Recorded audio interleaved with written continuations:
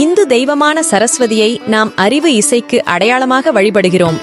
கடவுளில் முதன்மை ஆனவரும் கூட கல்வியா செல்வமா வீரமா என்ற போட்டியில் கல்வியே சிறந்தது என்று எல்லோரும் அறிந்ததே. இதே ஒத்த பண்புகளையுடைய தெய்வத்தை ஜப்பானியர்களும் வழிபடுகிறார்கள் என்றால் ஆச்சரியம்தானே. சரஸ்வதி ஜப்பானில் பென்சைட்டன் என்று அழைக்கப்படுகிறார். பல நூற்றாண்டுகளாக இந்தியாவிற்கும் ஜப்பானுக்கும் இடையே நடந்த கலாச்சார பரிமாற்றங்கள் மூலம் சரஸ்வதி பென்சைட்டனாக மாற்றம் ஏற்பட்டது. பென்சைட்டனும் கல்வி இசை மற்றும் கலைகளுடன் சரஸ்வதியின் தொடர்பை பிரதிபலிக்கும் ஒரு பாரம்பரிய ஜப்பானிய வீணையான பிவாவை வாசிப்பதாக சித்தரிக்கப்படுகிறார். இரண்டு தெய்வங்களும் நதிகளுடன் தொடர்பு உடையது. சரஸ்வதி இந்தியாவில் சரஸ்வதி நதியுடனும் பென்சைட்டன் ஜப்பானில் உள்ள நீர்நிலைகளுக்கு அருகில் வழிபடப்படுகிறது.